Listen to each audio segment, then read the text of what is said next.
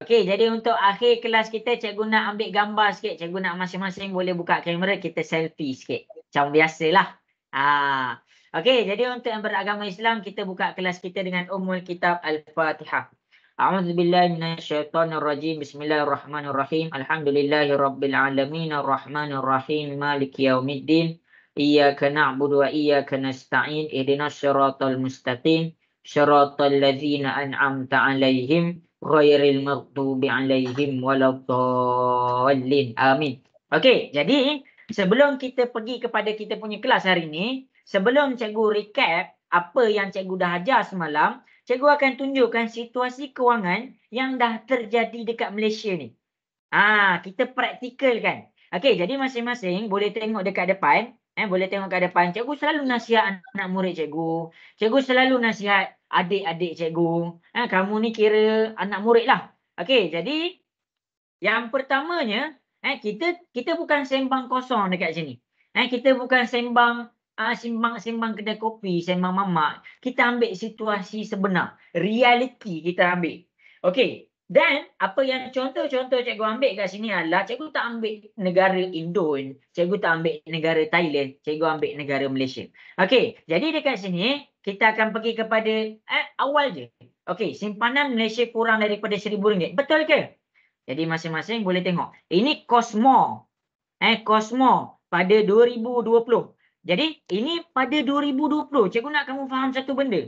Cikgu nak kamu faham satu benda. Ini tarikh dia 2020. 75% rakyat Malaysia yang tak ada simpanan sebanyak RM1,000.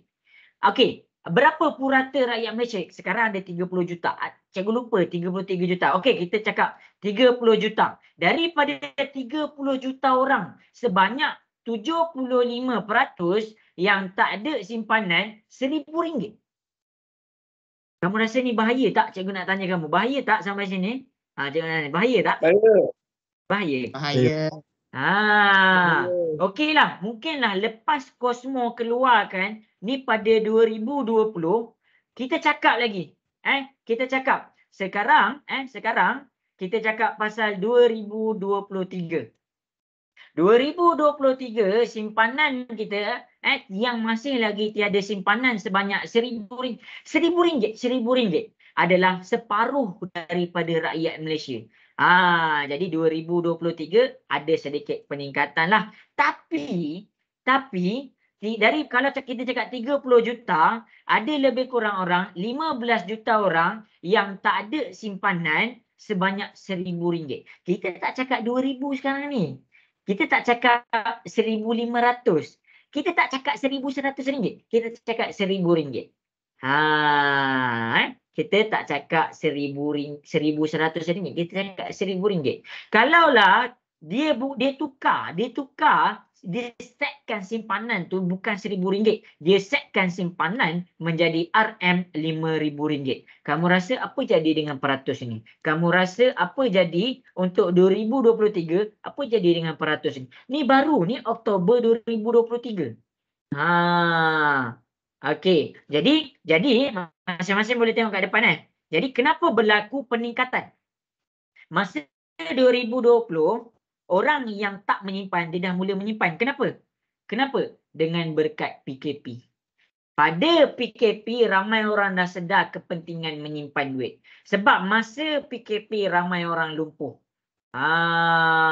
Kamu penting, kamu kena tahu satu benda, orang bercerai. Orang bercerai masalah ekonomi.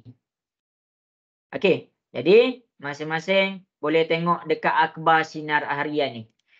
Masalah kewangan adalah punca kes cerai yang tertinggi. Kes cerai tinggilah.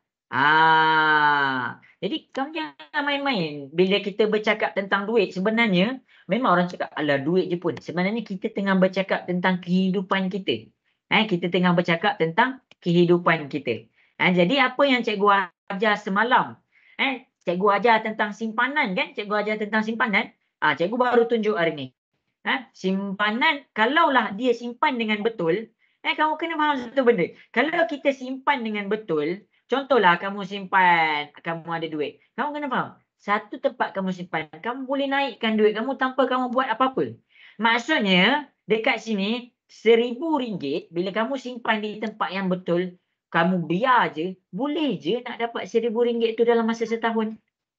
Kita tak payah buat apa-apa, tapi kita simpan, kita boleh je. Tapi sebab ramai orang tak tahu benda tu. Tengah dengar ke? Nak dengar suara sikit, tengah dengar ke? Ya. Okey, bagus. Okey. Jadi inilah pendedahan yang mana kamu kena tahulah. Yang mana kamu kena tahu. Okey, kita tak cakap lagi scammer. Lepas ni cikgu akan cakap pasal scammer pelaburan. Okey, jadi kita akan pergi kepada nasihat untuk orang-orang muda pula. Nasihat untuk orang-orang muda. Ramai blacklist. 60% rakyat sukar hurus hutang. Yang ni kita akan nak ajar belajar pada kredit dan hutang. Iaitu sejam yang terakhir. 60%. 60% daripada 30 juta. Kita tak cakap daripada 100 orang. Kita cakap rakyat.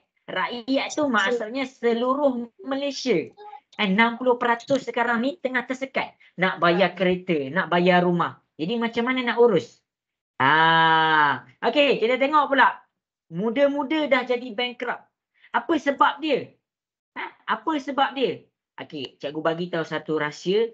Sebab dia adalah ramai tak tahu ilmu cara nak urus duit. Jadi yang kamu belajar ni sebenarnya kamu boleh praktikalkan. Kamu boleh praktikalkan. Kan semalam cikgu dah ajar tentang simpanan, kamu kira, oh boleh je naik simpanan. Tapi kenapa sampai 75% tak ada simpanan bawah RM1,000? Okey, ramai blacklist kerana hutang. Kita akan masuk hutang. Okey, lepas tu kita bercakap tentang ni, kita bercakap tentang scammer. Scammer pelaburan di Malaysia. Okey. Jadi bila kita bercakap tentang scammer, kalau kita cakap tentang scammer kan, masing-masing boleh tengok kat depan. Scammer pelaburan, kita nak masuk dah kepada bab kita, iaitu tentang pelaburan. Kamu kena faham tentang pelaburan tu. Kenapa ramai orang kena scam? Orang kena scam sekarang, okey, jumlah wang scam. Wang scam pelaburan. Potong halus sangat. Okey, jadi masing-masing boleh tengok dekat depan. Saya dan rakan buat pelaburan lebih 3 juta. 500 aduan mangsa scam pelaburan cecah 1 bilion. Tergoda skim pelaburan di laman sosial. Bukannya kita belajar ni, kita belajar main-main. Kenapa boleh kena scam ni? Kenapa boleh kena scam? Cikgu nak tanya kamu. Kenapa? Antara faktor yang paling senang cikgu nak bagi tahu adalah dia tak tahu pelaburan tu apa. Dia tak tahu apa tu pelaburan. Ini bukannya berita lama-lama. Ni 2023. Ni 2023. Ini 2024. 1 Februari. Baru je. Jadi kalau kita cakap scam, bukan scam RM1, RM2. 3 juta, 1 bilion. Sebab orang tergoda dengan skim pelaburan. Skim pelaburan ni apa? Okey, jadi kita nak masukkan dah kepada kita punya pelaburan. Nampak ni, 3.3 juta, 1.3 bilion. Jangan terpedaya. Dalam 3 jam orang boleh rugi sebanyak RM100,000. Orang kerja lama, nak kumpul RM10,000 tu lama. Lepas tu dalam 3 jam lesap. Kenapa? Sebab dia bercakap tentang pelaburan. Orang cakap pasal pelaburan, kita terus tergoda. Ni 100 juta. Ni bila 2023. Dia lain tarikh. Kamu jangan cakap benda tu benda yang sama. Ini 4 Mac, ini 20 November. Yang tadi lain. Kalau kita gabungkan dapat berapa? Dah berjuta dah. Dah bukan berjuta, berbilion dah. Jadi hari ni apa yang kita nak belajar? Kita akan belajar tentang pelaburan. Ada soalan guys sebelum kita nak proceed kepada kita punya bab hari ni? Tak ada. Okey. Jadi itulah dia pendedahan awal yang cikgu nak cuba sampaikan dekat kamu. Okey, pelaburan. Cikgu dia ada nota lah. Dia ada nota dalam buku teks ni panjang. Tapi cikgu akan terangkanlah. Okey, pelaburan dekat sini masing-masing boleh buka modul Cikgu akan rujuklah modul. Kita akan belajar based on modul ya. Tapi kalau cikgu nampak benda tu cikgu boleh kaitkan dengan dunia sebenar, dunia sebenar lah, praktikal dia, cikgu akan terangkan lah. Okey, yang pertama kita pergi kepada pelaburan. Apa maksud pelaburan? Kamu pernah pelaburan ni, kalau kita cakap dalam bahasa Melayu ramai orang tak faham. Tapi kalau kita bercakap bahasa Inggeris, trading. Trading. Kamu pernah dengar tak perkataan trading? Pernah dengar tak perkataan trading? Pernah. Okey lah, cikgu, saya tak pernah dengar lah trading. Okey, kamu pernah dengar tak pasal Okta FX? Pernah. Okey, itu adalah instrumen untuk trading, instrumen untuk pelaburan. Jadi, dalam pelaburan dia ada banyak instrumen. Dia ada Okta FX ataupun Mahir Saham ataupun Pack Online. Banyak. Yang ini instrumen ni dia macam bank. Kalau kita nak menyimpan, kita ada boleh simpan banyak bank. Kita ada bank Islam, kita ada bank, kita ada CIMB. Untuk trading pun kita ada banyak broker. Ni broker. Kalau dekat simpanan kita panggil bank. Kalau dekat sini kita panggil broker. Untuk simpanan kita punya instrumen adalah bank. Kalau untuk trading kita punya instrumen adalah broker. Kita panggil broker. Jadi kalau yang agama Islam kita kena pilih broker yang halal lah. Okta FX ni apa-apa yang berkaitan dengan orang kata forex tu haram. Okey, jadi itu adalah broker. Jadi dalam broker ni apa? Cikgu terangkan tentang pelaburan. Broker ni apa? Broker ni adalah dia ibarat syarikat. Syarikat. Kita berdaftar under satu broker. Lepas tu nak tradingnya dekat mana? Kita trading dekat satu tempat yang dikenali sebagai Bursa Malaysia. Pernah dengar ke nama Bursa Malaysia? Benar. Okey. Kalau kita nak cari ikan, kita pergi pasar. Dekat pasar ada macam-macam gerai ikan. Ada macam-macam jenis gerai. Apa?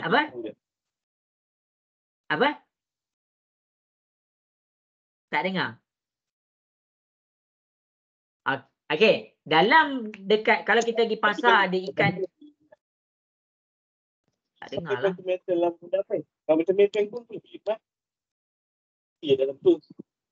Ingat cakap dengan cikgu ni. Okey, jadi kalau dekat pasar kita cari ikan, tapi kalau dekat sesuatu namanya bursa ni maksudnya pasar untuk saham. Sebab itulah kita panggil dia pasaran saham. Bila kita masuk bursa dekat sini, kita ada banyak kaunter saham. Kaunter. Dekat mana dekat situ kita boleh beli. Itulah yang dimasukkan dengan kalau dekat pasar kita beli. Beli. Tapi kalau dekat pasaran saham, sekali kita masuk, kita tak panggil kita beli, kita tak panggil kita jual, kita panggil kita trade.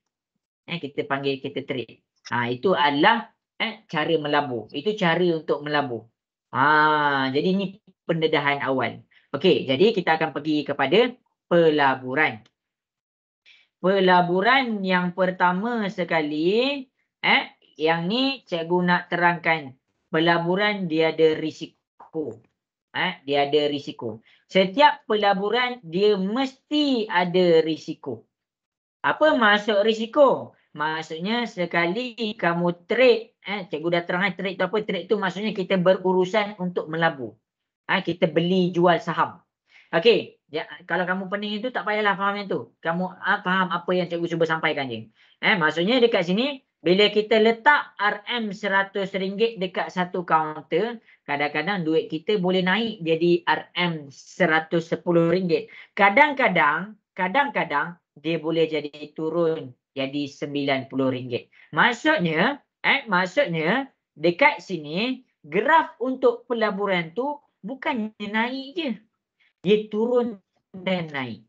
Okey, cikgu tunjuk macam mana graf saham tu. Okey, kita pergi kepada graf saham. Okey, jadi masing-masing boleh tengok kat depan. Inilah contoh graf saham. Tak ada graf saham yang dalam dunia ni naik je. Graf saham bila orang kata, okey, trade RM3,000, kamu dapat RM10,000. Apa bukti dia buat macam tu? Apa bukti yang graf dia terus naik? Tak ada graf dalam dunia ni yang terus naik. Graf yang dalam dunia ni naik, turun, naik, turun, naik, turun, naik, naik, naik, naik, turun, turun, turun, turun, naik, turun, naik, turun, naik, naik, naik, naik, turun, turun, turun. Itulah dia. Sebab ramai sangat orang kena scam. Sebab apa? Sebab dia ingat graf tu sentiasa naik. Oh, dia ni power trading, mesti dia power, mesti dia tak ada loss, mesti dia tak ada rugi. Okey. Sampai situ jelas ke semua ke cikgu terang dalam sangat? Takut pula. Okey, sampai situ jelas ke? Jelas. Jelas. Okey, baik. Jelas. Dalam pelaburan, dalam pelaburan dia terbahagi kepada 3 jenis. Satu, risiko dia rendah. Satu, risiko dia sederhana. Satu, risiko dia tinggi. Kenapa dia terbahagi kepada tiga-tiga ni? Okey, dia terbahagi kepada tiga-tiga ni sebab kalau kamu nak untung cepat, untung tinggi, kamu kena ambil risiko yang tinggi. Tapi bila kamu dah ambil risiko yang tinggi, kamu kena faham loss kamu akan tinggi. Kamu boleh, kamu nak untung 1,000 terus dalam satu hari. Tapi kamu kena tanggung juga, kamu boleh jadi rugi RM1,000 dalam masa satu hari. Itu maksud risiko yang tinggi. Membawa kerugian yang tinggi. Tapi untung dia tinggi. Sederhana ni macam mana? Sederhana ni maksudnya dia ada untung. Tapi untung dia tak adalah tinggi sangat. Tapi kalau dia rugi, tak adalah rugi sangat. Akhir sekali, kita ada rendah. Dia akan untung. Dan untuk rugi tu, untuk dapat loss tu, sikit sangat. Mungkin tak ada loss langsung. Apa tu? Ada ke macam tu? Ada. Yang ini, kita panggil dia ESB. Tabung haji. Yang deposit ESB, tabung haji. Sebab itulah kalau kamu tengok dekat muka surat depan yang cikgu ada tunjuk dekat sini, okey, cikgu tunjuk dekat sini. Inilah dia. Inilah dia. Dividen, amanah saham. Amanah saham. Apa itu amanah saham? ESB, amanah saham Bumi Putra. Yang kita tengah belajar sekarang awal-awal adalah pelaburan berisiko rendah. Pelaburan berisiko rendah. Dia memang akan dapat untung, tapi untung dia tak banyak macam pelaburan lain. Jadi inilah apa yang kita nak belajar. Cikgu terang step by step tu. Cikgu harap kamu fokuslah. Okey. Jadi apa fungsi kita belajar benda ni kalau cikgu tak terang? Cikgu tak kaitkan dengan dunia sekarang. Okey. Kenapa cikgu boleh terang ni? Sebab cikgu pun trade. Cikgu pun trade. Cikgu kita trade saham. Tapi cikgu tak adalah power sangat. Okey. Jadi dekat sini tak apalah yang tu. Masing-masing boleh tengok di depan. Okey. Jadi inilah ASB, amanah saham Bumi Putra. Cikgu akan tunjukkan macam mana nak orang kata nak mengira. Okey. Jadi sebelum kita nak mengira, kita kena faham satu benda, iaitu dividen. Dividen ni maksudnya keuntungan. Keuntungan yang dibuat oleh ASB dalam tahun tu. Jadi dividen ni selalunya ASB ke tabung haji ke, dia akan maklumkan. Dia akan maklumkan. Dia akan maklumkan dalam Google ke ataupun di media, platform media, supaya bila orang tu tengok peratus naik, dia tahu duit dia naik berapa banyak. Jadi dekat sini kalau kamu pergi dividen ASB. Okey, dividen ASB. Okey, jadi masing-masing boleh tengok dekat depan. Cikgu akan tunjuk. Cikgu tunjuk je tahu. Cikgu tak suruh pun kamu buka akaun. Okey, jadi dividen ASB masa 2023 adalah 5.25. Maksudnya 5.25%. Kalau kamu simpan RM10,000 dalam ASB, kamu nak tahu duit kamu 2024 macam mana? Kamu darab dengan 5.25%. Jadi itulah dia. Inilah berisiko rendah. Tak ada lagi jumlah dia dapat negatif. Tak ada lagi jumlah dia dapat negatif. Jadi kat situ apa yang cikgu cuba sampaikan? Kena bijak. Kita bukan ada ASB je. Kita ada tabung haji. Kita ada AHB. Kita ada macam-macam. Okey, jadi kita berbalik kepada kita punya modul. Masing-masing boleh tengok dekat depan. Dividen apa? Dividen yang kalau cikgu terang tadi, dividen adalah sesuatu keuntungan yang diperoleh oleh ASB diagihkan kepada yang simpan dalam ASB. Itu dia. Jadi kita akan baca soalan dekat depan. Kita akan baca soalan dekat depan. Masing-masing boleh tengok dekat depan. Jadi ini berisiko rendah dulu. Nanti kita naik. Encik Zaki melabur dalam ASB. Dia labur. Labur dekat sini ASB dia bukan main trade saham. Tak. Dia letak je duit dia. Dia letak je duit dia. Dia letak berapa? Okey. Saham ataupun pelaburan kita akan dibeli mengikut unit. Apa maksud unit? Apa maksud unit? Okey, jadi macam ni pelaburan, cikgu terang tentang pelaburan Okey, pelaburan ni apa? Pelaburan apa maksud itu? Pelaburan ni adalah apabila syarikat dia nak berniaga, dia perlukan modal. Jadi bila dia berniaga, bila dia dapat modal yang tinggi, untung dia lagi tinggi. Jadi dia nak orang sumbang banyak modal dekat dia. Jadi nak sumbang macam mana? Sumbang melalui pelaburan. Jadi bila dia nak sumbang melalui pelaburan, orang tak boleh sumbang sepenuhnya. Duit dia ada berapa je. Jadi dekat sini kita akan beli kita punya orang kata pelaburan tu melalui lot. Kamu pernah dengar tak? Bila kamu nak beli sedekah kan? Sedekah lot tanah kan? Okey, cik nak sedekah berapa lot? Okey, dekat sini kamu cakap saya nak 1 lot je. Nanti dia bagilah harga. Jadi kalau dekat pelaburan dia ada lot dia juga. Dia macam tanah. Okey, tanah dia besar. Dia ada lot. Okey, ni lot 1, ni lot 2, ni lot 3, ni lot 4. Dalam lot dia ada unit. Jadi setiap lot dia ada unit pula. Contoh satu lot dia set sebagai 100 unit. Jadi kalau kamu beli 100 unit je, maksudnya kamu ambil 101 lot sahaja. Jadi kalau keuntungan kamu dikira based on lot yang kamu diberi, lot yang kamu beli. Jelas ke semua? Boleh faham setakat ni? Boleh faham ke? Boleh. Okey. Jadi ini ilmu. Kalau dekat luar negara orang umur 9 tahun dah mula trade. Kalau kita kadang-kadang orang umur 30 pun tak trade lagi. Okey. Jadi akhir kelas kita nanti cikgu akan tunjuk YouTube channel yang mana kamu boleh baca kalau kamu nak cakap pasal pelaburan.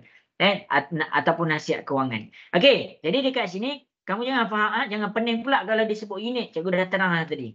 Okey, dia beli sebanyak 2,000 unit. Maksudnya kita tak cakap pasal lot tau sekarang. Kita terus bermain dengan unit. Berapa banyak unit dia beli. Okey, jadi dekat sini kita pergi pula kepada satu lot. Satu lot dia ada harga dia. Satu lot dia ada harga dia. Jadi dekat sini, satu unit dia ada harga. Sekarang unit kita dekat sini adalah RM1.50. Okey. Jadi dia beli 2,000 unit. Dia beli 2,000 unit. Iaitu dia punya satu unit sama dengan RM1.50. Ni bila? Pada 1 Januari 2018. Jadi berapa duit yang dia dah pakai dekat situ? Kamu boleh terus darab. Jadi dekat sini duit dia adalah RM1.50 darab 2,000. Jadi RM RM1.50 darab dengan 2,000 unit. Duit yang Encik Zaki melabur adalah RM1.50 dalam RM2,000. adalah RM3,000 unit. RM3,000, RM3,000 dia dah melabur sebanyak RM3,000. Okey, berapa untung dia dekat sini? Okey, jadi masing-masing kita tengok. Pada 1 Januari 2019, jika ASB membayar sebanyak dividen. Okey, keuntungan kalau kita bercakap tentang pelaburan rendah, dia based on dividen. Okey, sekarang 4.5%. Bila kita cakap 4.5%, kalau kita cakap 4.5%, kita nak buat apa? Kita nak tahu dia untung berapa banyak? Senang sahaja. 4.5% kamu tukarkan kepada 4.5%. Atau kamu nak dapatkan jawapan dalam desimal, 4.5 bahagi 100, kamu akan dapat 0.04. Jadi bila kamu nak tahu keuntungan Encik Zaki adalah RM daripada 3,000 yang dia dah laburkan, darab dengan 0.04.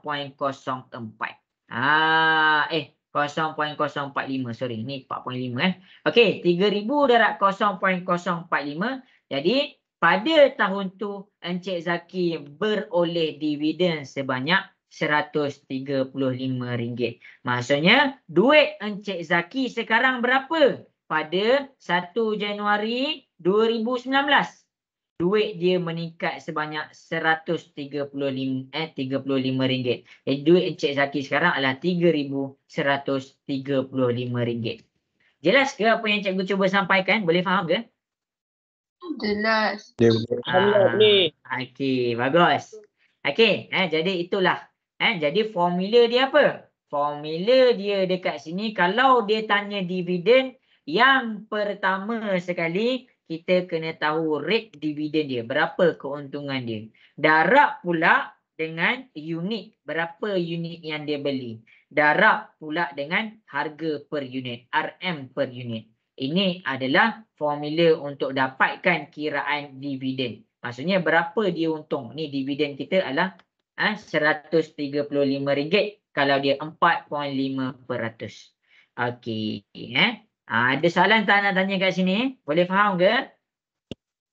Cikgu, Boleh. Ya, ada soalan. Ya, ada apa? macam mana dapat 45% tu? 4.5% ni. Ni ke? Okey, 4.5% dividen ni ditentukan oleh kita punya syarikat kita melabur tu. Kalau ASB akan tentukan tahun ni pulangan yang akan dapat 4.5%. Jadi dia based on syarikat tu. Tabung haji akan tentukanlah. Okey, yang kita boleh dapat pada tahun ni adalah berapa peratus. Nanti tabung haji akan tentukan. Dia akan umumkan. Jelas? Jelas, cikgu. Terima kasih. Okey, baik. Bagus. Okey, jadi kita akan cuba kira dividen. Kita akan cuba kira dividen. Daripada penerangan cikgu tadi, kita akan pergi kepada soalan B dan soalan C. Jadi, cikgu nak kamu kira berapa dividen yang diterima oleh Encik Zaki. Berapa orang cakap berapa dividen yang diterima oleh Encik Zaki? Kalau peratus dia 6%, ini soalan B. Dan kalau peratus dia 6.4%. Okey, cuba buat. Ingat formula yang cikgu bagi, senang sahaja soalan ni. Formula dia adalah yang pertama, rate dividen tu berapa peratus. Yang kedua, darab dengan harga total unit, iaitu jumlah unit. Jumlah unit. Dan yang terakhir adalah darab dengan harga satu unit. Harga satu unit. Ini kamu kena faham lah. Jadi, boleh cuba buat dan hantar dekat WhatsApp cikgu. Boleh ke semua hantar dekat WhatsApp cikgu? Diam. Nak dengar tu, boleh ke? Okey, Zahid dah hantar. Bagus. InsyaAllah. InsyaAllah. Okey, cuba buat. Pakai formula dekat atas tu. Okey, Fadli. Okey, sebenarnya daripada sini kamu dah boleh orang kata buat kaji lah. Nak kena melabur dekat mana? Kamu ada banyak. Ni berisiko rendah je. Berisiko rendah. Jadi pulang tak banyak. Pulangan dia tak banyak. Pulangan dia dekat sini, kalau cikgu kira tadi RM135. Tapi at least ada lah. At least ada. At least ada. Walaupun pulangan tak banyak, at least ada. Maksudnya, setahun tu dia tak buat apa-apa, tapi duit dia menaik. Kalau berisiko tinggi tu macam mana? Itulah berisiko tinggi. Tu yang sampai ada orang boleh buat 8,000 sebulan. Dia tak kerja pun. Dia main trade saham je. 8,000 sebulan. 4,000, 3,000. Based on experience masing-masing lah. Tapi rugi dia banyak juga. Ifah macam ni Ifah? Jelas ke Ifah? Pelaburan tu apa Ifah? Jelas cikgu. Okey.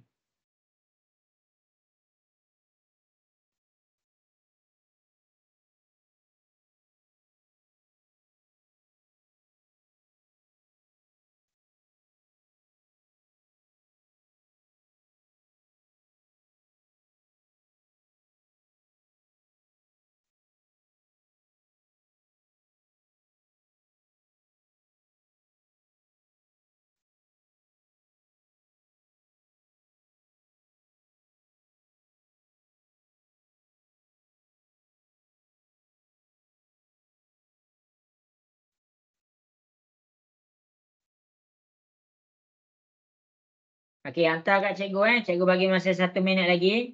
Okey, Zira, Fatin, Nazura. Hantar kat cikgu. Okey, Dani dah hantar. Irfan, dapat buat tak tu Irfan?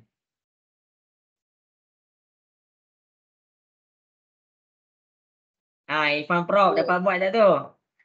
Tengah buat ke? Tengah buat.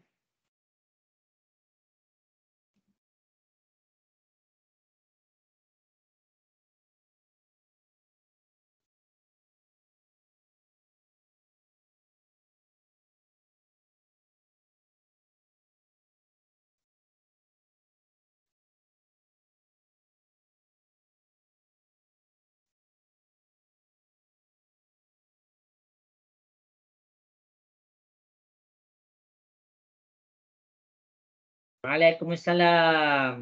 Nurul Huda. Bagus. Cikgu, betul tak jawapan saya? Okey, cikgu akan selesaikan. Okey, habis sudah masa yang diberikan. Habis sudah masa yang diberikan. Jadi soalan B ni, masing-masing kena ada kalkulator lah. Siapa yang tak ada kalkulator, memang dia tak boleh nak buat pun soalan ni. Jadi kita akan pergi kepada soalan B. Okey, rate dia 6% dekat sini semua. Kalau 6% kita kena tukarkan kepada pecahan. Kalau kamu tak nak ambil pecahan, kamu tukar kepada perpuluhan.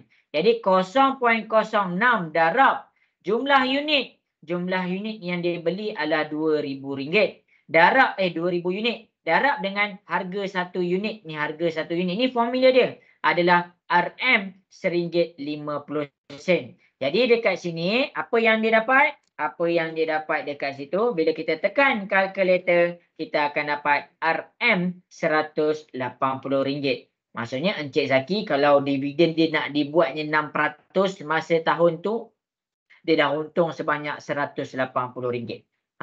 Jelaskan semua untuk B, boleh faham ke semua? Boleh. Okey, bagus. Okey, untuk C, untuk C, kalau dividen 6.4, 6.4 maksudnya 6.4/100. Kalau cikgu tukarkan kepada desimal, cikgu dapat 0.064. Cikgu nak pakai peratus ke pecahan? Nak pakai pecahan ke perpuluhan? Dua-dua boleh. Yang tak boleh, jangan pakai peratus dia. Kamu pergi masuk 6.4 kat sini, salah. Siapa masukkan dalam formula dia punya peratus, salah jawapan. Okey, jadi 0.064. 0.064 darab berapa unit dia? 2,000 unit. Darab harga 1 unit, kita dapat RM1.50.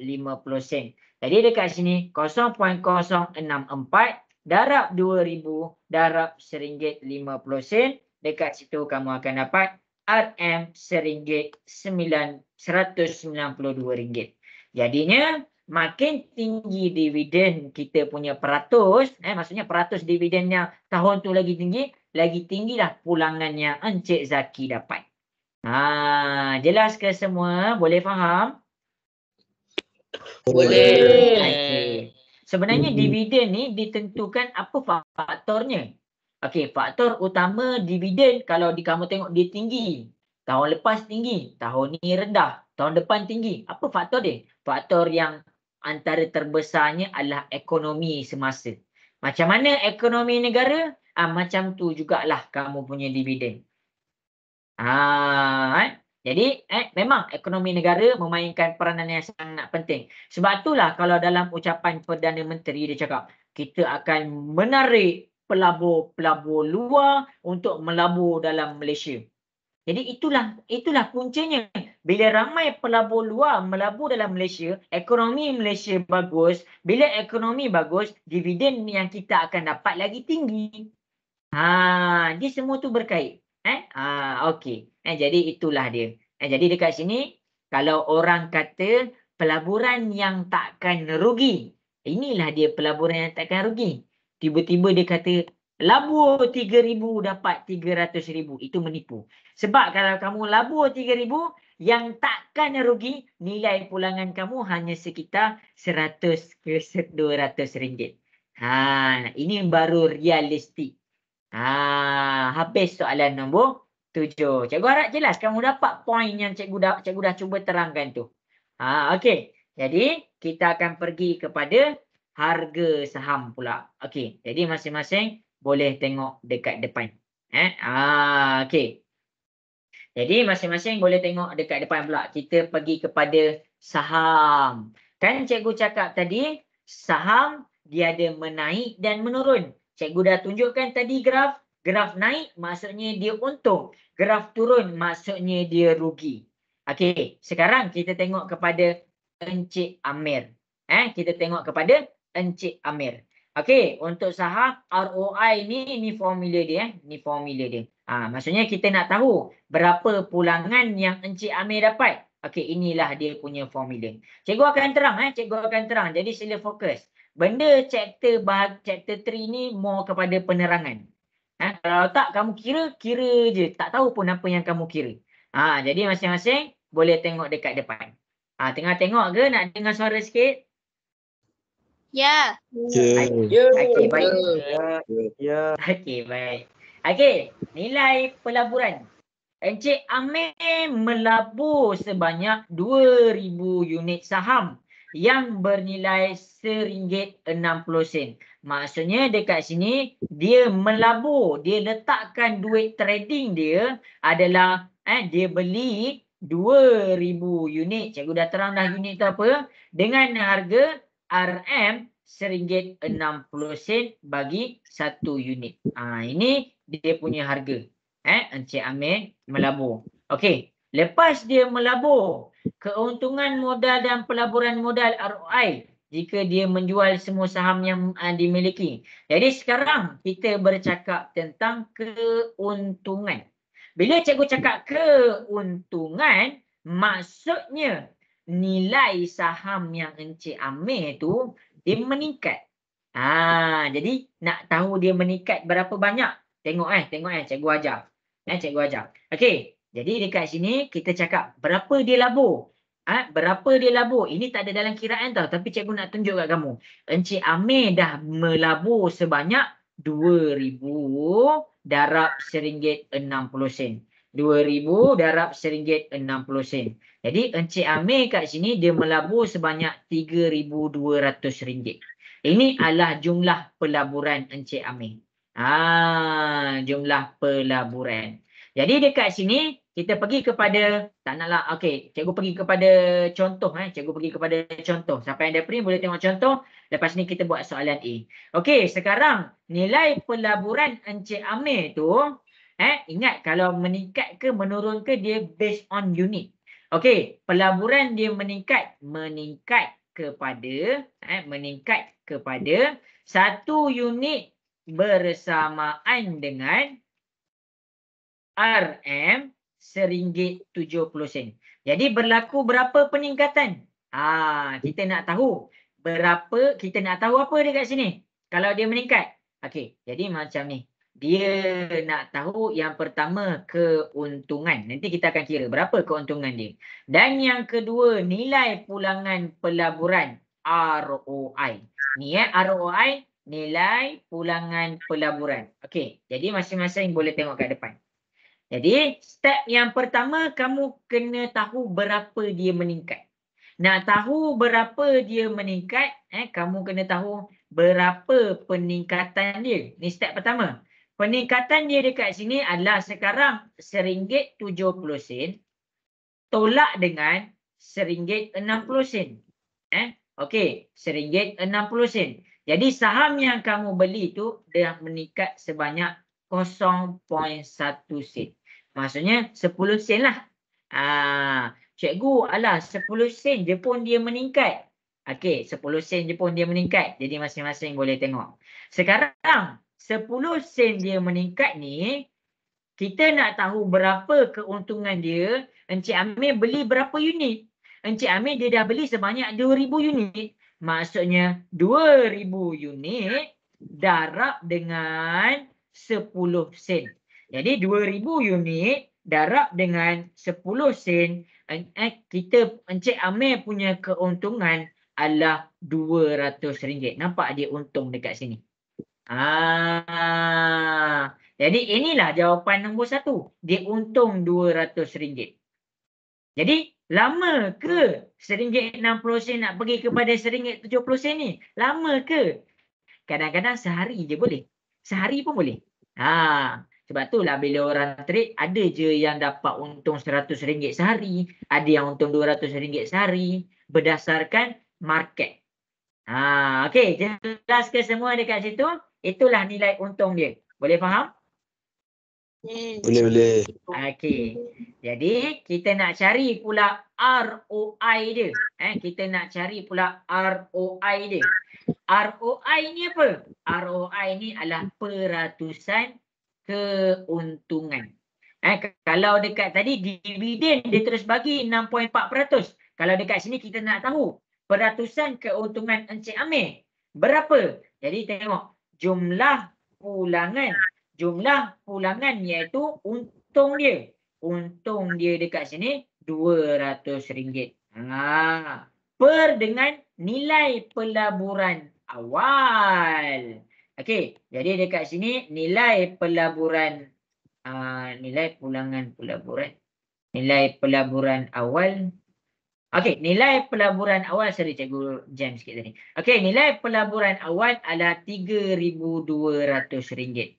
RM3,200 darab dengan 100%. Sebab tu cikgu bukannya saja-saja kira 3,200 ni, kita nak pakai kat sini. Jadi kamu tekanlah kalkulator, kamu akan dapat 6.25%. Apa maksud 6.25% tu? Maksudnya Encik Amir punya keuntungan adalah sebanyak 6.25%. Ini boleh datang dalam keadaan sehari. Kenapa? Sebab sekarang Encik Amir melabur sendiri. Tadi anda syarikat. Sekarang Encik Amir melabur sendiri dekat Bursa Malaysia. Dekat platform. Jadi dekat sini dia boleh untung sebanyak 6.25% sehari. Cuba kamu bandingkan. Kalau kamu trade sendiri, kalau kamu trade sendiri dengan biar dia melabur dalam bursa. Okey, jadi kalau kamu biar je dalam ni namanya pelaburan risiko rendah. Maksudnya apa? Dia untung setahun tu 6.4%. Jadi dekat sini Encik Amir ni dia punya keuntungan boleh jadi 6.25% sehari. Inilah kita panggil pelaburan risiko tinggi. Jadi kena ingat nilai unit ni dia boleh menurun juga. Jelas ke semua? Boleh faham? Boleh. Boleh. Okey, baik. Okey. Jadi dekat situ alang-alang tu kita kaitkanlah dengan dunia betul. Jadi sebab tu lah orang fikir, ramai orang yang buat nak labur sendiri. Sebab kamu bayang sehari boleh dapat 6.25%. Padahal letak dekat ASB setahun 5%. Ini sehari 6.25%. Sebab tu ramai yang dah mula melabur. Ramai dah mula melabur. Tapi adakah dia melabur dengan cara yang betul? Itu nanti kita bincangkan. Okey, jadi sekarang kalau kamu kena buat. Okey, sekarang cikgu nak kamu cuba buat, kamu semua cuba buat. Kalau kita punya Encik Amir keuntungan meningkat, satu unit tu meningkat sebanyak RM1.90, cikgu nak kamu kira berapa keuntungan Encik Amir dan cikgu nak kamu kira berapa peratusan dia ROI. Cuba selesaikan soalan tu. Boleh ke semua cuba selesaikan soalan tu? Boleh. Boleh. Okey. Ifa macam ni Ifa? Okey cikgu, dah mula Okey. pening sikit dah. Dah mula pening sikit? Tak apa, kita buat soalan kita buat soalan.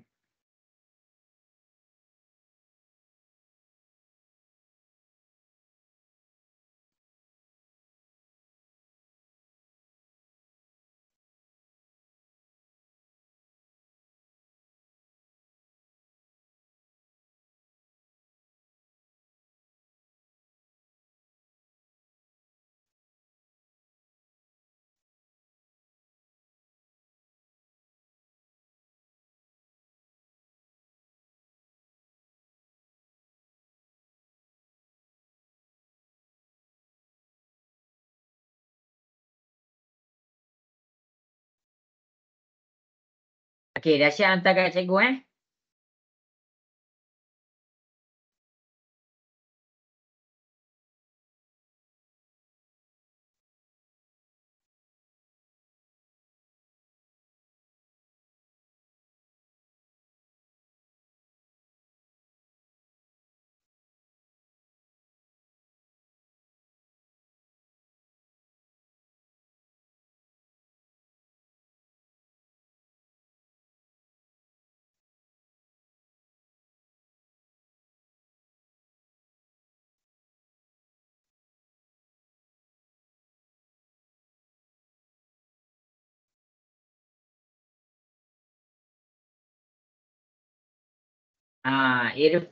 Irfan dapat buat tak Irfan?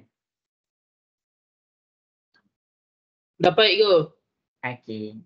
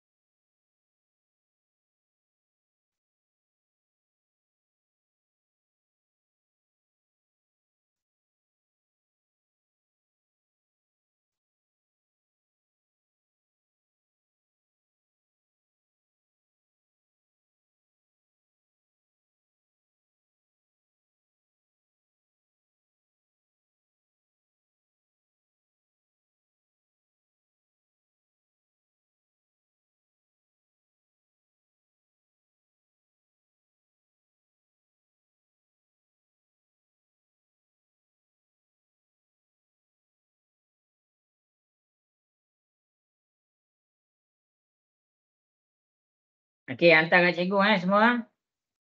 Betul ke cikgu? Okey, bagus.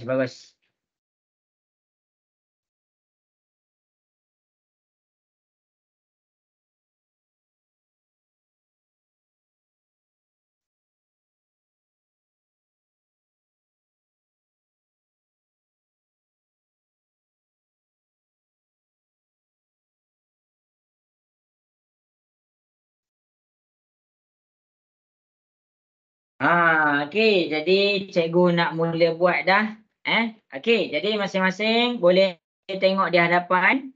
Kita akan buat soalan. Kalau seunit tu meningkat sebanyak RM1.90, berapa keuntungan dia dapat? Berapa dia punya peratus keuntungan tu? Iaitu kita panggil ROI. Okey, jadi masing-masing cikgu nak mula buat soalan A. Boleh ke semua? Boleh. Okey, jadi tengok betul-betul. Kita pergi kepada soalan nombor 8. Keuntungan satu unit sudah meningkat sebanyak RM1.90. Kita nak tahu apa? Kita nak tahu berapa dia untung. Berapa keuntungan dia. Dan kemudian kita nak tahu berapa peratus keuntungan dia yang mana kita panggil dia ROI. Okey. Jadi kita nak jawab dulu soalan nombor 1. Okey, keuntungan kalau kita nak tahu, yang pertama sekali kita kena tahu berapa banyak dia meningkat. Jadi awal-awal dia RM1.60. Ini adalah awal dia. Awal dia adalah RM1.60. Kemudian akhir dia bagi soalan RM1.90. Maksudnya keuntungan tu meningkat sebanyak RM1.90. Jadi kita kena tahu apa perbezaan dia dekat sini. Perbezaan dia dekat sini adalah RM1.90 darab RM RM1.60.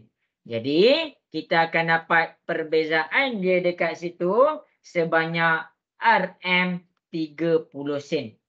Jadi maksudnya satu unit meningkat sebanyak 30 sen. Jadi berapa keuntungan dia? Okey, untuk mengira keuntungan dekat sini adalah 30 sen darab dengan berapa unit dia dah beli. Dia dah beli sebanyak RM2,000. Jadi 2,000 unit ringgit pula. Darab dengan 0.30 sen ataupun RM0.3. Jadi 2,000 darab dengan 0.3 kita dapat RM600. Kamu bayang dia punya naik tu 30 sen je. Tapi dia punya keuntungan 600 sehari. Cuba kamu bayang. Ini adalah cara nak kira keuntungan. Jelas ke semua? Boleh faham? Cikgu, yang tu tolak Ada cikgu. nak tanya tu? Ya, kenapa? Yang 190. Tolak 190 tak 180. Apa? Perbezaan tu yang Tolak. Tolak apa? Oh, silap darab Cikgu buat darab Sorry. Ni darab. Cikgu tertukar. Okey, ni tolak Ini adalah perbezaan dia. Okey, yang kemudian kita nak kira peratus keuntungan dia iaitu ROI dia. Macam mana nak kira ROI dia? Nak kira ROI kita pakai formula yang cikgu ajar tadi. Mana entah formula dia? Okey, inilah formula dia. Jadi masing-masing boleh tengok dekat depan. Masing-masing boleh tengok dekat depan. Okey, ini formula yang kita nak kena pakai sekarang ni. Amat tak nampak pula. Okey, jadi masing-masing boleh tengok kepada formula ni. Okey. Cikgu akan ajar kamu based on formula ni. Nilai pulangan pelaburan sama dengan jumlah pulangan. Maksudnya keuntungan dia berapa? Kita kira tadi kita dah dapat RM600. Jadi kita letak RM600 per nilai pelaburan awal. Kan awal tadi kita dah kira RM1.60. Jadi dia kira berapa unit dia melabur? RM2,000. Jadi dekat sini nilai pelaburan awal adalah RM1.60 darab dengan 2,000 kita dapat 3,200. Maksudnya dia letak 3,200. Jadi RM3,200 dekat bawah. Darab dengan 100%.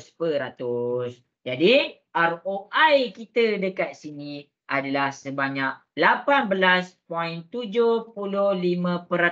Maksudnya keuntungan tu yang dia dah dapat tu adalah 18.75%. Jelas ke semua soalan A? 8A ni boleh faham? Jelas. Okey, bagus. Okey, sekarang kita cuba buat soalan yang terakhir. Sekarang cikgu nak kamu masing-masing masih lagi dalam soalan yang sama. Cuba cari keuntungan dengan ROI kalau dia punya peningkatan sebanyak RM RM80 unit. Cuba buat yang ni. Cikgu nak kamu cari apa? Ya, cari dia punya keuntungan dengan ROI. Cikgu, Okey, ni ya. kenapa saya kira dapat 0.1875? 0.1875 dah darat 100 belum? Dah. Okey. Jadi cara dia, sila tekan kalkulator. Siapa tadi, Irfan Ya, cikgu. Okey, Irfan tekan kalkulator macam ni kan? 600 per 3,200 darab 100. Betul tak? Betul. Cuba Irfan buat kurungan. Cuba tekan balik buat kurungan. Okey, jap.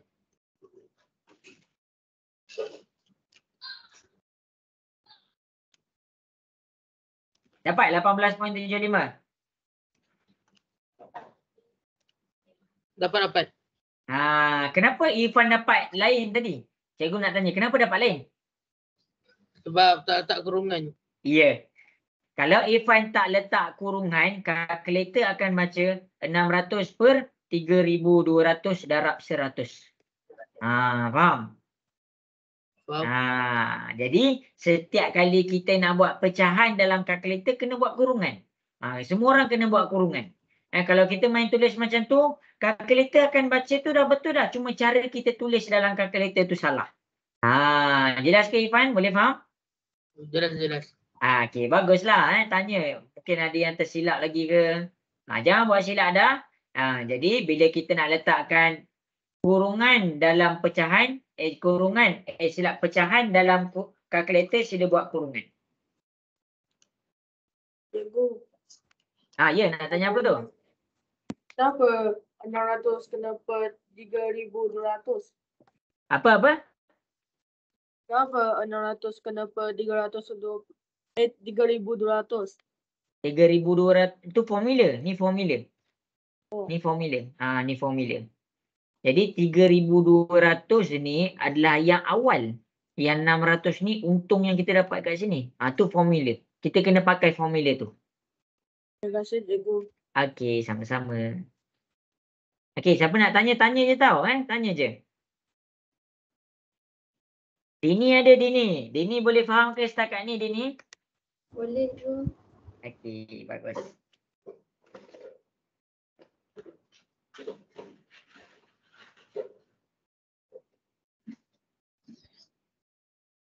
Okey, jadi ini cikgu dah ajar kamu cara nak kira saham, cara nak kira keuntungan. Jadi bila soalan tu complicated macam mana pun, at least kamu boleh kira berapa keuntungan dia, berapa dia punya ROI. Okey, cikgu bagi masa 1 minit lagi. Sebab cikgu nak masuk kepada kredit, kredit.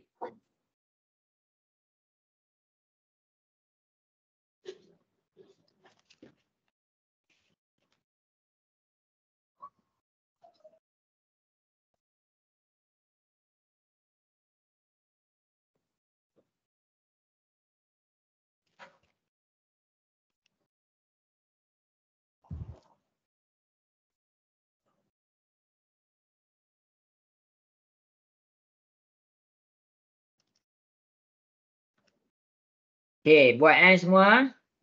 Siapa ada masalah bagi tahu cikgu.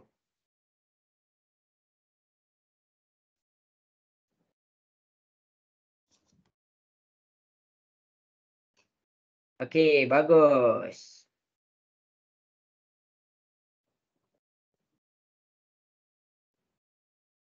Okey, jadi habis sudah masa yang diberikan. Cikgu nak buat soalan B pula. Boleh ke semua? Cikgu nak buat soalan B.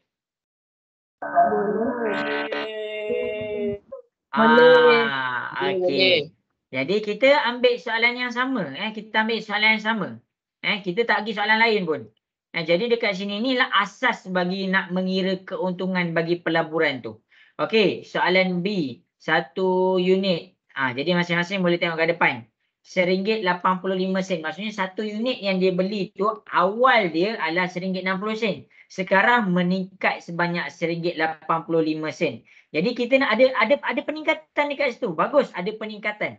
Jadi dekat sini kita nak tahu berapa dia untung. Jadi cara nak tahu berapa dia untung, kita kena tengok RM. Kita tengok perbezaan peningkatan dia. Jadi nak tengok perbezaan peningkatan dia. Yang awal tadi kita punya satu unit harga ni ni adalah harga seunit. Yang awal tadi RM1.60. Yang akhir sekarang dia meningkat kepada RM1.85. Berapa peningkatan dia? Berapa perubahan dia? Kita nak kira, kita ambil akhir tolak awal. RM1.85 tolak RM1.60. Jadi dekat sini kita akan dapat jawapan dia. Dekat sini peningkatan dia adalah sebanyak RM0.25. Ni peningkatan. Sekarang nak kira keuntungan. Nak kira keuntungan dekat sini adalah RM0.25 seunit. Dia beli berapa unit? Darab dengan jumlah unit dia beli. Jadi keuntungan dia dekat sini, bila kita darab, kita dapat RM500. Nampak? Dia untung sebanyak RM500. Oh, berapa peratus dia naik? Berapa ROI dia? Jadi ROI adalah kita punya formula tadi. Keuntungan 500 darab dengan pelaburan awal 3,200. Darab 100%. Jadi dekat sini kita tekan kalkulator. ROI kita 15.63%. Ini jawapan dia. Jelas ke semua? Boleh faham yang cikgu tunjuk kat depan? Boleh. Okey. Jadi Boleh. itulah cara dia. Itulah cara dia. Okey, jadi cikgu ada lebih kurang dalam 45 minit. Cikgu nak habiskan kalau unit tu, cikgu akan terangkan kaedah melabur. Cikgu akan terangkan kaedah melabur. Okey, cikgu akan terangkan kaedah melabur pula. Tapi sebelum tu, cikgu nak kamu fahamlah. Cara nak cari keuntungan. Semua jelas ke? Nak dengar suara sikit. Cara nak cari keuntungan ni semua jelas ke? Jelas. Okey. Cara nak cari ROI. Semua orang jelas ke? Jelas. Okey, Jelas. baik. Okey, jadi masing-masing boleh tengok dekat sini. Kita akan pergi kepada page yang seterusnya. Kita nak kira duit saham lagi. Ni hartanah. Ni hartanah ni nantilah. Okey, kita tengah fokus kepada saham. Okey, jadi sekarang ni pelaburan kita, kita tengah melabur sekarang ni. Kita tengok. Kan cikgu cakap graf tu boleh jadi naik turun, naik turun. Okey, jadi cikgu akan tunjuk dekat kamu. Yang pertama, kita akan tengok kepada soalan ni. Hitung jumlah dan kos purata saham dalam jadual berikut. Okey, dia ada satu saham ni. Jadi pelaburan yang pertama sekali, pelaburan ni adalah berapa banyak orang beli per unit. Itu maksudnya pelaburan. Harga seunit. Harga seunit ni kamu kena faham. Jadi kan cikgu dah tunjuk graf saham. Harga seunit dia berubah mengikut masa. Apa yang menyebabkan perubahan dia? Ekonomi negara. Itu cikgu dah terang. Okey, bilangan unit saham ni macam mana pula cikgu? Bilangan unit saham adalah bergantung kepada berapa banyak pelabur tu beli per unit. Dia tak tetap. Kalau orang tu melabur, dia nak bulan ni dia nak beli 2,000 unit je. Ikutlah dia. Ikut dia. Kalau bulan depan dia nak beli 1,000 unit, ikut dia. Terserah. Jadi yang ditetapkan oleh seseorang yang kita boleh kawal diri kita ni. Market kita tak boleh kawal. Ini namanya harga market. Market kita tak boleh kawal. Market tu dipengaruhi oleh ekonomi. Yang dipengaruhi oleh diri sendiri bila nak melabur adalah berapa banyak kita nak melabur, berapa banyak unit yang kita nak beli. Jelas ke semua? Boleh faham ke situ? Boleh faham? Boleh. Okey. Baik. Jadi, kita ada dua soalan, iaitu soalan A dengan soalan B. Masing-masing boleh tengok. Okey. Soalan A ni cikgu akan terangkanlah. Kamu akan buat soalan B. Jadi, masing-masing boleh tengok. Cikgu akan buat soalan A. Ya, ada soalan nak tanya? Tu contoh. Tadi kat atas tu contoh. Okey. Cikgu teruskan Boleh ke? Boleh. Okey, baik. Okey, sekarang yang pertama kita berbalik kepada kita punya soalan. Soalan kita dekat sini adalah, ini kita punya soalan. Hitung jumlah dan kos purata seunit saham dalam jadual berikut. Maksudnya kita tadi yang kita buat dekat sini mungkin dia beli sebulan je. Dia beli sebulan je. Okey. Jadi yang ni mungkinlah dia beli banyak kali. Jadi bila dia beli banyak kali, unit tu berubah. Unit tu berubah. Jadi masing-masing boleh tengok dekat soalan ni, hitung jumlah dan kos purata seunit saham dalam jadual berikut. Yang pertama dia nak apa? Dia nak jumlah seunit saham. Jumlah saham dia beli. Ni kalau kamu tak nampak Yang pertama, dekat sini soalan pertama, cikgu akan jawab jumlah unit saham dia beli. Jumlah unit saham. Macam mana kita nak tahu jumlah unit saham? Macam mana nak tahu jumlah unit saham? Okey. Berapa jumlah unit saham dia beli dekat sini? Okey, jadi cara dia macam ni. Cara dia adalah dia melabur RM3,600. Harga seunit RM1.50. Jadi bila kamu nak dapatkan harga bagi satu unit, kamu buat apa? Kamu bahagi 3,600 bahagi 1.5. Jadi kita akan dapat jawapan dia 2,400. Maksudnya apa? Dekat belian yang pertama, unit yang dia beli adalah 2,400 unit. Jelas ke semua? Boleh faham kat situ? Boleh. Okay. Yang belian kedua, dia punya pelaburan 3,400. Dia punya unit sekarang jadi RM1.60. Jadi kita tekan kalkulator, kita dapat 2,125 unit. Maksudnya dekat situ kita ambil macam tadi. Harga pelaburan bahagi dengan harga seunit saham. Jadi kat sini 3,450 bahagi RM1.50. Masing-masing cuba tekan kalkulator dapat berapa? Tolong cikgu.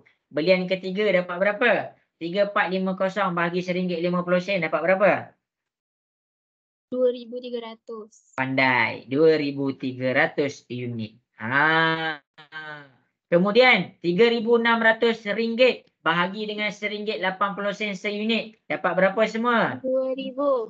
Pandai. 2,000 unit. Jadi yang terakhir 3,500 bahagi RM1.75 seunit. Berapa dia beli? 2,000. 2,000 unit. Jadi inilah unit yang dia beli. Tengok samalah. Kalau sama mesti data dia sama. Lain. Nilai yang dia beli lain. Nilai unit dia lain. Jadi kita nak tahu berapa unit yang dibeli. Berapa unit yang dibeli. Kita ambil harga pelaburan bahagi dengan harga seunit. Okey, kita nak tahu jumlah unit saham. Jadi kita nak tahu jumlah unit saham, kita tambahkan 2,400 tambah 2,125 tambah 2,300 tambah 2,000 tambah 2,000. Kita tekan kalkulator, kita dapat 10,825 unit. Maksudnya dekat sini cikgu ajar apa? Jumlah unit saham yang dibeli adalah 10,825 unit. Ini jawapan nombor 1. Jelas ke semua? Jelas. Okey, bagus. Yang kedua, dia nak apa? Kos purata seunit saham. Kos purata seunit saham.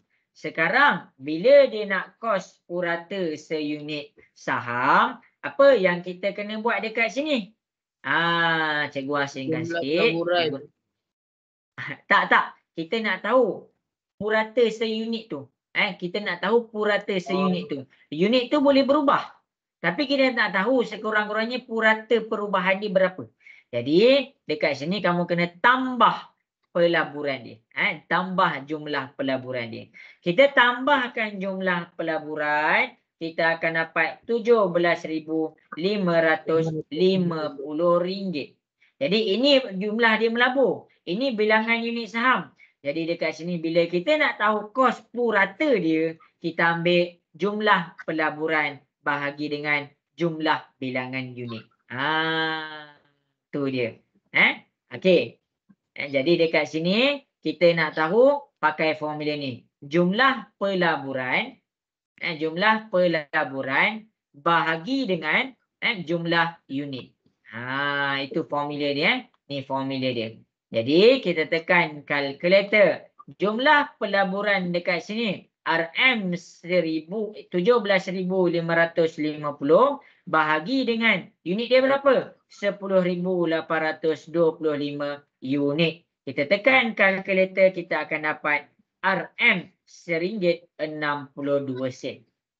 Jadi unit purata unit dalam 5 belian dia, purata tu maksudnya average. Average dia punya unit berubah RM1.62 seunit. Jelas ke semua? Nombor 1 dengan nombor 2 cikgu tunjuk, boleh faham? Boleh. Okey. Jadi banyaklah sikit ni. Okey, berdasarkan soalan A yang cikgu terang dekat depan, cikgu nak masing-masing cuba buat soal tadi yang singkat sikit. Okey, cuba buat soalan B. Kita cuba buat soalan B. Inilah maksud dia pelaburan. Okey, tengok contoh yang cikgu terang. Tengok contoh yang cikgu terang kat situ. Cuba selesaikan soalan B. Cikgu tunjuk dekat sini. Ada yang tak print kan? Cikgu zoom out lagi. Kalau siapa-siapa tak nampak, bagi tahu cikgu. Okey, cuba buat soalan B dekat sini. Okey, siapa-siapa yang ada soalan nak tanya, tanya cikgu. Okey, nampak ke tu kalau cikgu tulis macam tu? Nampak ke kat depan? Nampak ke semua kat depan? Nampak.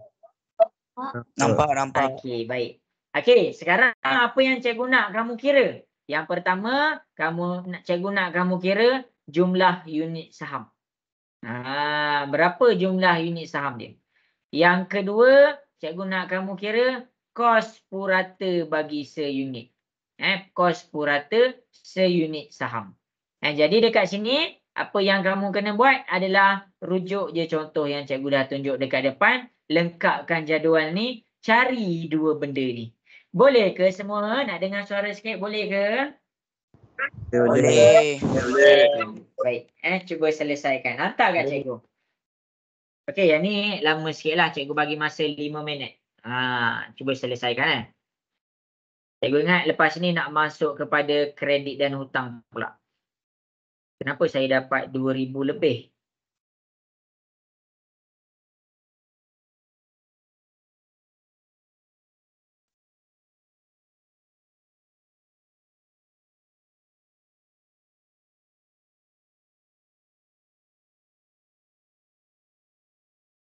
Ni kan soalan B. Mana boleh 2,000 lebih seunit? 800, 550.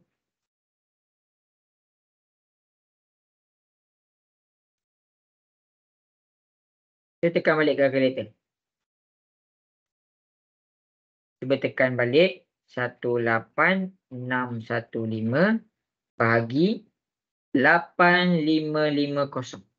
Rasa ada titik perpuluhan tu.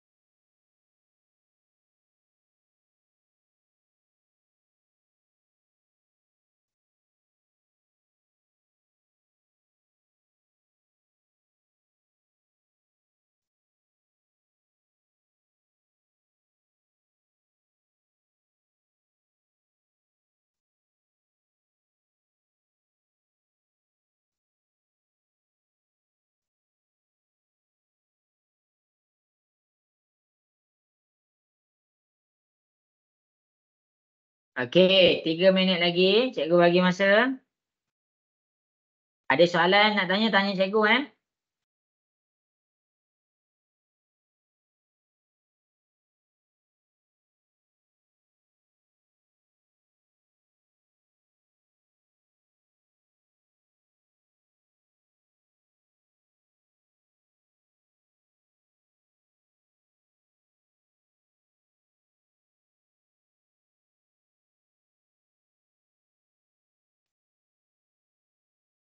Okey, ramai dah dapat dah. Fatin Nazura, bagus. Atira, bagus.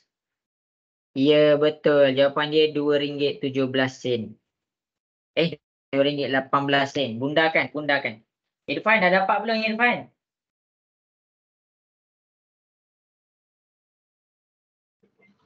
Dah Ego, dah hantar Ego. Dah hantar.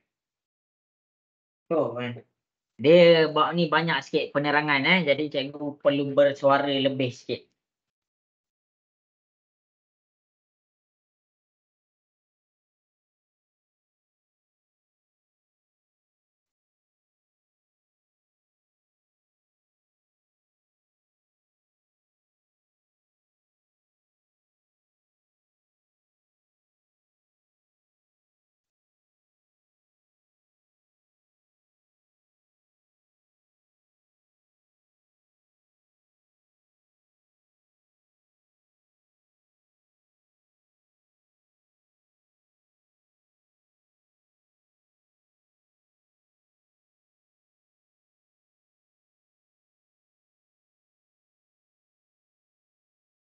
Okey, 1 minit lagi.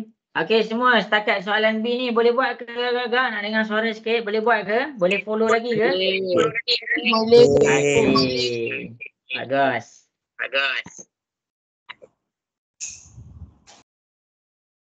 Okey, jadi cikgu akan mula tunjukkanlah soalan B dekat depan. Jadi bila kita dah dapat soalan, cikgu akan tunjuk sebab lepas ni dah habis dah untuk pelaburan, cikgu dah terang dah yang pelaburan ni ada apa dalam tu. Untuk basic ni lah, basic dekat sini cikgu dah ajar. Lepas ni cikgu nak masuk kepada kredit dan hutang. Kredit dan hutang. Sikit je, setengah jam je. Tapi tak apa, cikgu akan terangkan kredit dengan hutang tu sebab apa? Sebab cikgu nak kamu nampak frekuensi dia. Cikgu nak kamu nampak apa akibat dia tentang kredit dan hutang ni. Sebab ramai orang kan dia tersekat dalam hutang, kenapa semua, nanti cikgu terang. Okey, jadi untuk pelaburan cikgu dah habis. Ini soalan terakhir. Cikgu dah ajar kamu yang pelaburan ni nak tahu dia untung ke rugi ke bergantung dengan unit. Ini kalau unit dia meningkat, tadi kalau kita kira dekat sini kan, unit dia meningkat. Kalau unit dia jatuh, RM RM1.30. Kita boleh cari juga berapa dia jatuh. Pakai je benda yang sama. Akhir tolak awal kita tahu kerugian dia. Lepas tu keuntungan ni menjadi kerugian. Lepas tu ROI, nilai tadi terus masukkan. Macam tu je. Itu kalau dia rugi. Jadi dekat sini cikgu akan mula buat soalan B. Jadi soalan B dekat sini 3,675 bahagi RM2.10. Kamu akan dapat 1,750. Cikgu dah kira dah. Okey, 4,180 bahagi RM2.20. Kamu akan dapat 1,900. Tekan kalkulator 3,780 bahagi RM2.10. Kamu dapat RM1,800. 800 unit.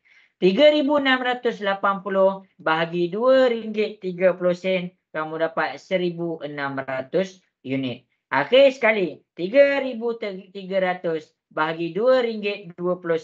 Kamu akan dapat 1,500 unit. Jadi berapa jumlah unit kamu dah kira? Yang ni kamu tambahkan. Jadi hasil dia akan dapat 8,550. Ini adalah jumlah unit. Jelas ke semua untuk jumlah unit? Boleh faham ke? Boleh. Bagus. Pelaburan, berapa duit dia dah guna untuk melabur? Jadi daripada belian 1 sampai 5, bukan berlian tau, belian, purchase. Jadi kamu tambahkan semua, kamu dapat 18,615. Maksudnya jumlah dia dah melapor adalah sebanyak RM18,615.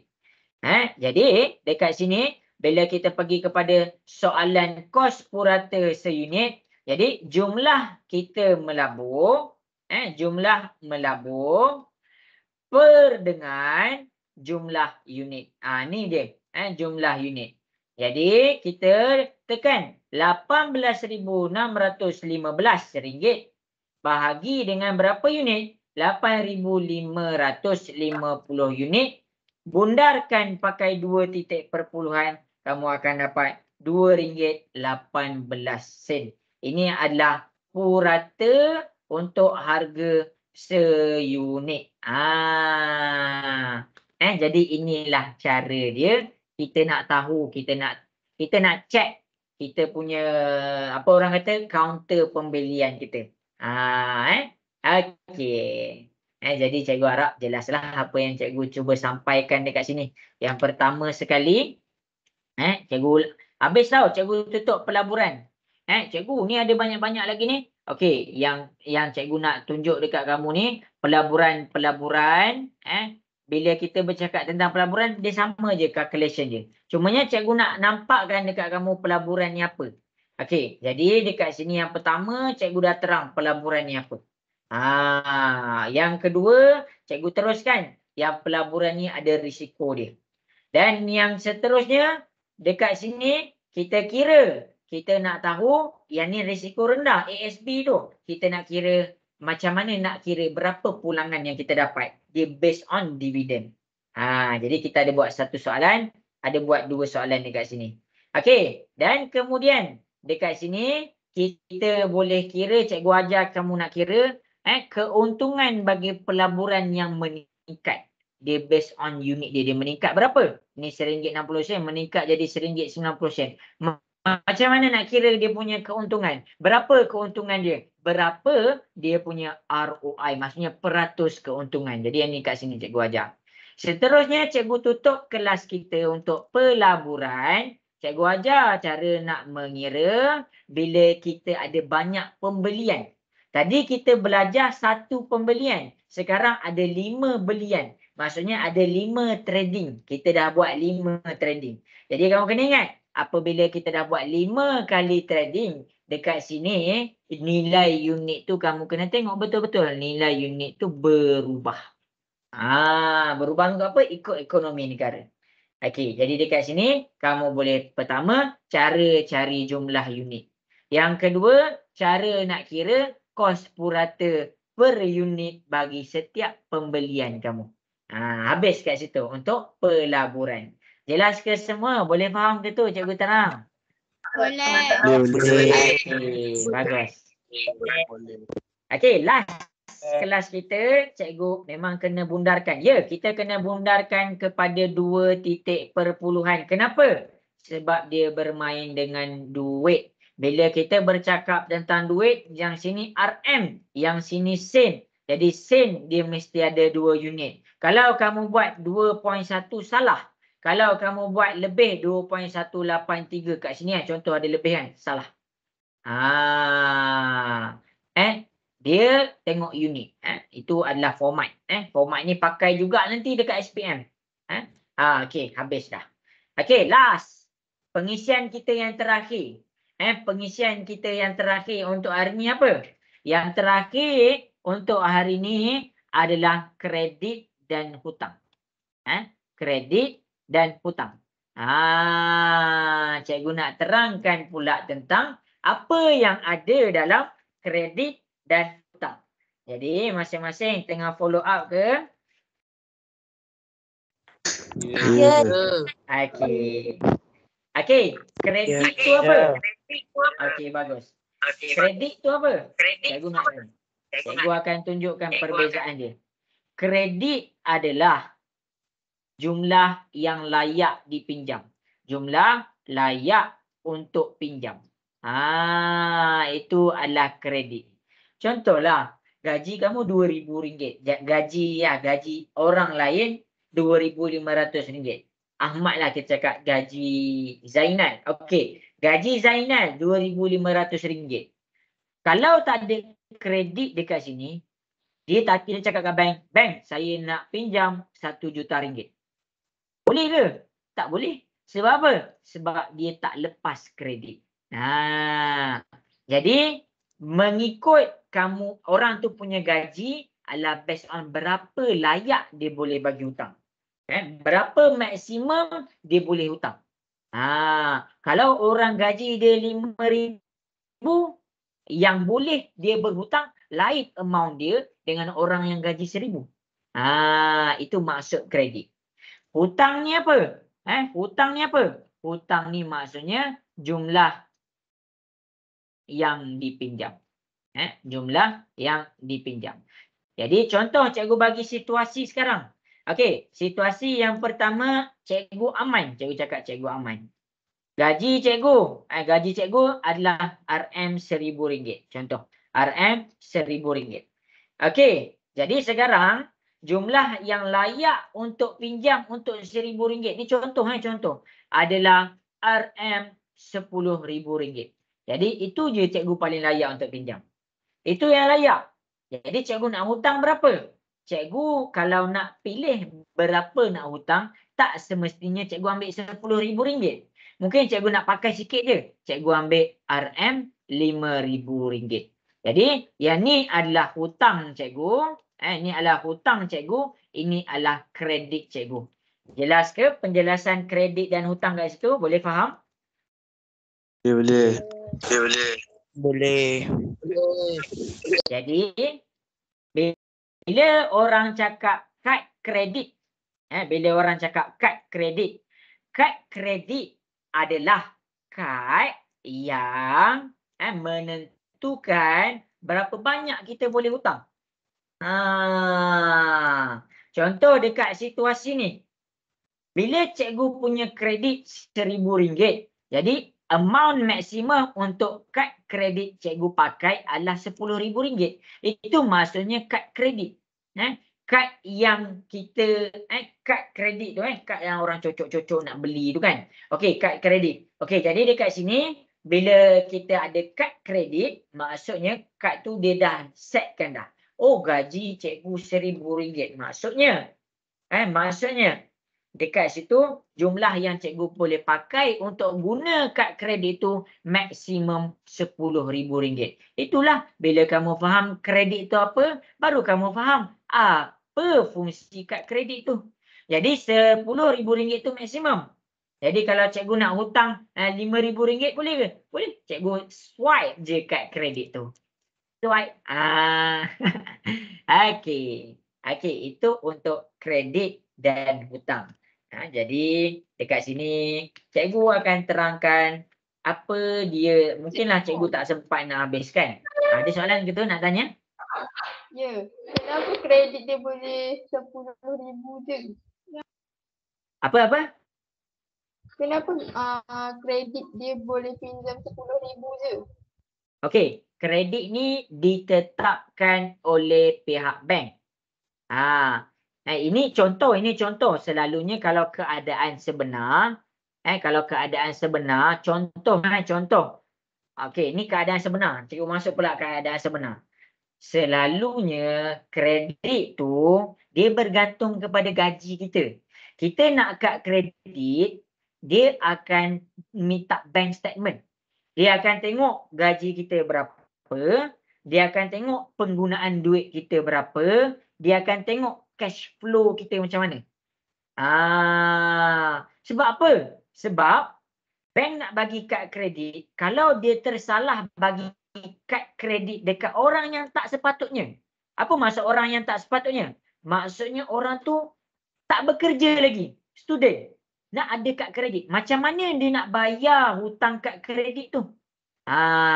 Jadi setiap orang yang ada kad kredit, dia ada limit dia.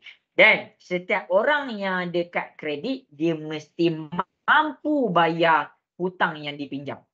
Jadi orang yang nak bagi hutang, dia kena pastikan orang tu mampu bayar hutang tu. Kalaulah gaji dia RM2,000, dia minta hutang RM1 juta, jadi orang yang nak bagi hutang ni, dia cerdik juga. Dia tak akan bagi pinjam 1 juta. Sebab apa? Sebab dia tahu orang tu tak mampu nak bayar. Jelas ke Ifah?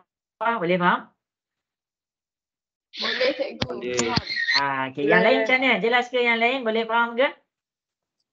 Boleh. Boleh. Okey. Semua. Okey, bagus.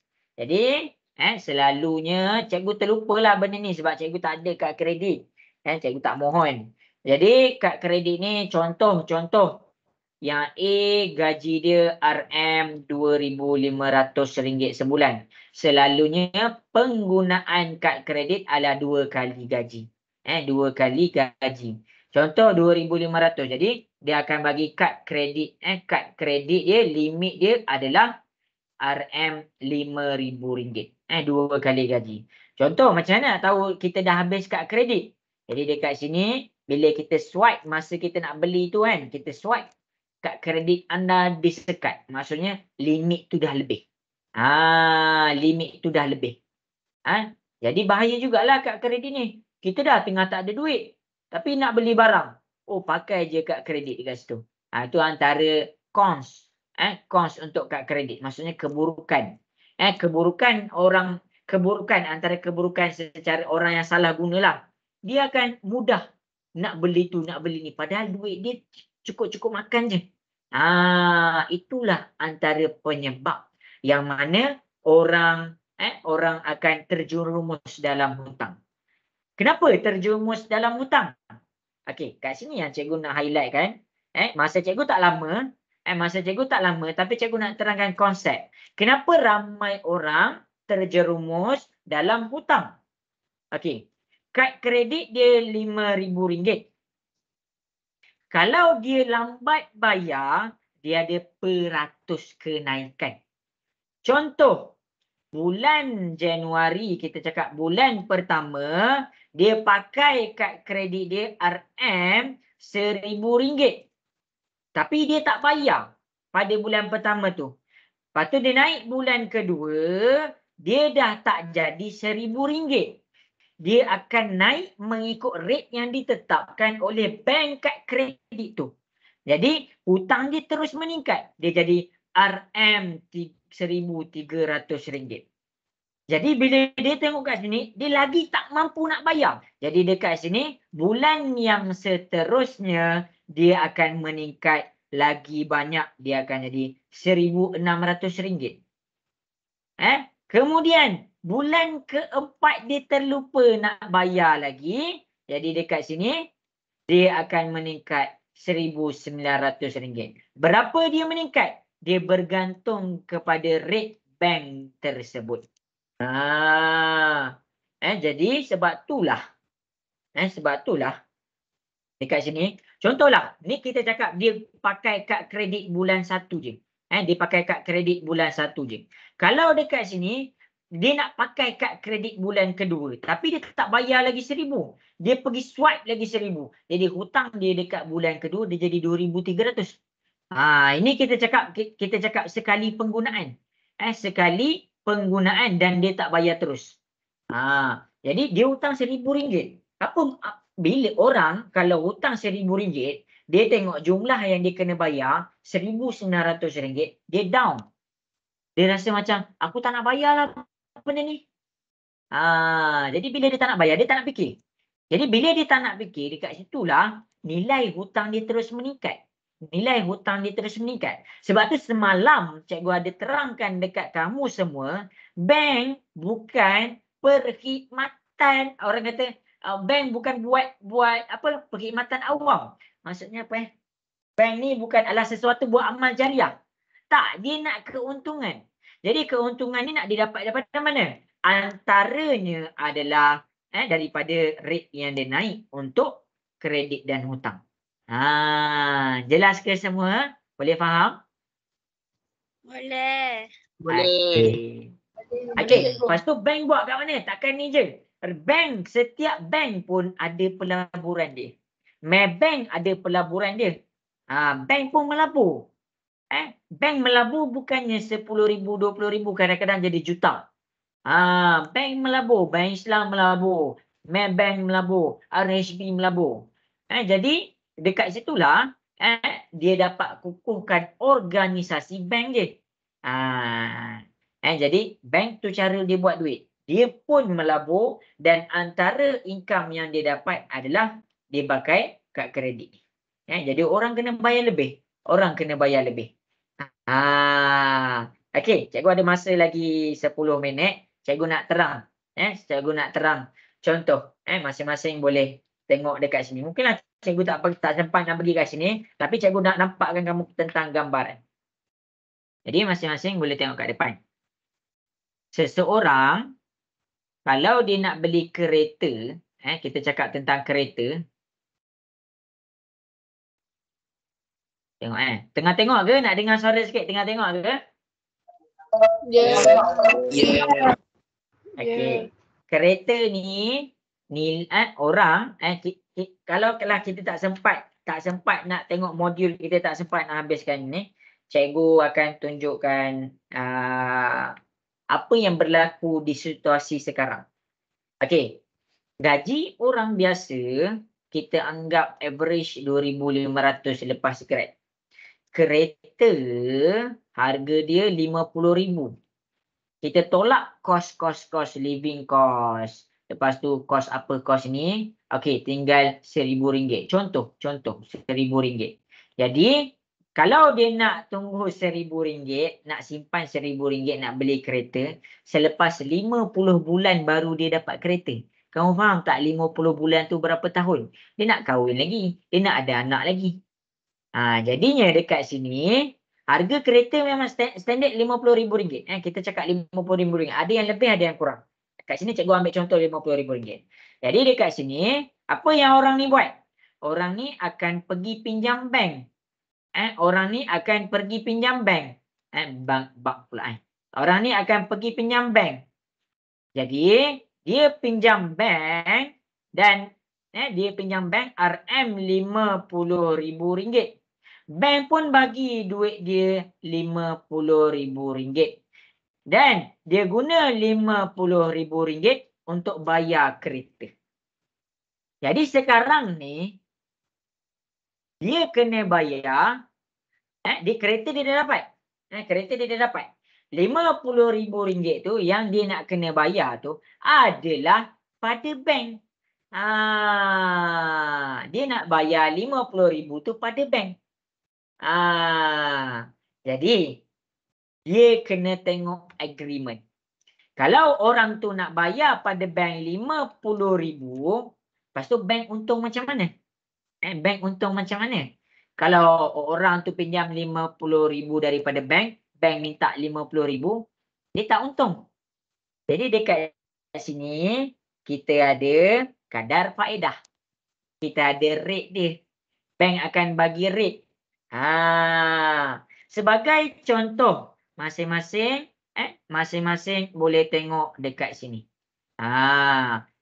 Yang pertama. Okey. Okey, jadi masing-masing boleh tengok. Cikgu ada masa sikit je ni. Cikgu nak tunjukkan realiti kehidupan sekarang. Okey, dia pinjam bank RM50,000. Interest dia, kadar faedah dia 5%. Dan dia punya tenure, dia punya tempoh pinjaman 10 tahun. Okey, jadi orang ni, dia punya pinjam RM50,000. Bank bagi dia RM50,000. Bank ni situasi dia. Cikgu dah terang. Bank bagi dia RM50,000. Berapa dia kena bagi bank? Kamu kena tengok ni betul-betul. Okey, yang pertama jumlah bayaran balik. Dia punya formula adalah jumlah bayaran balik. Apa formula dia? Formula dia adalah RM50,000. Okey, memang dia kena bayarlah kalau dah RM50,000 tu. Tambah dengan I sama dengan PRT. Kita dah belajar semalam. I sama dengan PRT. Kalau semalam prinsipal untuk kita menyimpan. Sekarang prinsipal untuk kita hutang. Jadi P itu apa? P itu adalah RM50,000 Kita hutang 50,000. Darab dengan R. R tu apa? Rate dia 5%. 5% kita tukarkan kepada perpuluhan. Darab 0.05. Darab dengan T. Tahun. Tahun dia 10 tahun. Jadi masing-masing kita selesaikan yang dalam kurungan dulu. Kita selesaikan yang dalam kurungan dulu. Jadi masing-masing tengok 50,000 darab 0.05 darab 10. Kamu akan dapat RM RM25,000. Jadi kita tambahkan dua ni. RM 50,000 tambah 25,000, kita akan dapat RM75,000. Jadi bank bagi pinjam 50,000, berapa kita kena bayar balik dekat bank? Kita kena bayar balik sebanyak RM75,000. Jadi berapa bank untung dekat sini? Untung bank dekat sini adalah RM75,000 tolak RM50,000, dia akan dapat RM25,000. Itu untung untuk seorang yang beli kereta. Dekat Malaysia ada berapa ramai beli kereta? Kalau seorang dia dah dapat RM25,000, ada berapa juta orang yang perlukan kereta dekat Malaysia sekarang ni? Boleh dapat tak apa yang cikgu cuba sampaikan? Boleh ke semua? Boleh. Okey, jadi inilah realiti. Ni adalah realiti yang kita kena hadap sekarang ni. Yang kita kena hadap. Semua orang hadap. Semua orang hadap benda ni. Jadi masa kelas kita dah nak habis, ada lagi 3 minit. Okey. Masing-masing okey ke ni? Nak dengar suara sikit lah. Ada ke kat sini? Okey. Okey, sekarang Okey. Okey, sekarang cikgu nak tanya. Kita baru beli kereta. Rumah perlu tak? Cikgu nak tanya. Rumah perlu tak? Perlu. Perlu. Harga rumah sekarang ni RM100,000. adalah RM200,000 ke RM300,000. Jadi daripada situ, berapa bank boleh dapat untung? Daripada seorang. Ini baru seorang. Contohlah orang ni dia beli rumah. Lain pula. Kamu kena faham. Cikgu dah tunjuk dah dekat depan. Cikgu dah buktikan elok-elok. Kalau orang tu pinjam RM300,000 dekat bank. Okey, kita ambil kadar faedah dia sama. Okey, kita ambil situasi yang sama. Okey, dia beli rumah. Ni pinjaman untuk kereta. Sekarang dia pergi pinjam untuk rumah. Okey, jadi masing-masing boleh tengok. Okey, dia pinjam untuk rumah adalah RM300,000. RM300,000. Jadi sekarang ambil I sama dengan PRT. Dia nak tahu dia nak beli rumah. Jadi dia pinjam bank RM300,000. Jadi berapa kena bayar dekat bank? Dekat sini RM300,000 tambah RM300,000 PR. R kita ambil rate sama 5%. Dia ada rate dia lah kalau rumah. Tapi kita ambil je rate sama 0.05 darab 10 tahun. Jadi sekarang cikgu tekan kalkulator RM300,000 darab 0.05 darab 10, kita akan dapat berapa? RM150,000. Jadi RM450,000. Ini untuk rumah. Ini untuk kereta. Ni untuk bayaran rumah. Ni untuk bayaran kereta. Gaji kamu berapa? Gaji tadi adalah RM2,800 contoh. Macam mana 2,800 nak bayar rumah, nak bayar kereta? Sebab itulah dekat sini cikgu cuba highlightkan dekat kamu semua. Bijak dalam mengatur kewangan. Kita dah belajar dah. Kita dah belajar. Simpanan, pelaburan dengan hutang. Dah 2,5. Kejap semua, kejap. Okey, cikgu nak rumuskan lesson kita. Simpanan, cikgu ajar kamu masing-masing boleh buka kamera. Lepas ni kita selfie kejap. Simpanan cikgu ajar supaya kamu pilih tempat yang betul nak simpan. Supaya kamu dapat pulangan yang lagi tinggi. Pelaburan cikgu ajar supaya kamu nampak pelaburan ni ada naik turun. Ada untung, ada rugi. Jangan terpengaruh kepada scam-scam. Ketiga, cikgu ajar pada hutang. Cikgu ajar kamu realiti yang berlaku sekarang ni.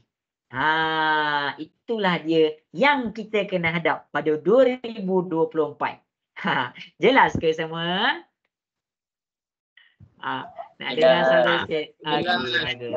Jadi bijaklah dalam bagus. Bijaklah dalam merancang. Okey, jadi kelas kita pun dah habis. Ni adalah kelas kita yang terakhir. Jadi cikgu bagilah nasihat-nasihat yang mampu cikgu bagi. Mungkinlah sekarang kamu tak pakai, nanti kalaulah kamu dah habis diploma, dah habis degree, kamu ingat balik apa nasihat yang cikgu dah bagi. Okey, jadi boleh buka kamera, kita selfie sikit bagi kenangan-kenangan yang terakhir. Tak adalah kenangan terakhir untuk kelas kali ni lah. Okey, jadi kita selfie sekejap. 1, 2, kita buat 4 kali kan? 1, 2, 3. Cikgu buat pula sebelah. Kejap sebab ada 4 page. 1, 2, 3. Kejap. 1, 2. Kejap.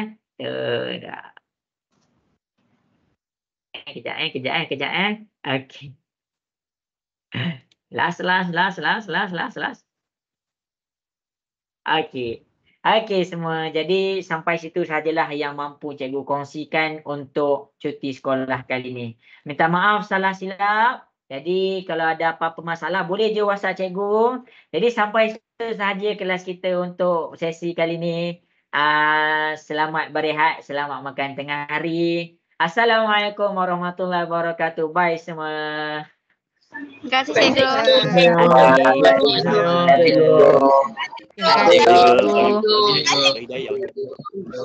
Okey, sama-sama. Cikgu. Okey. Cikgu. Bye.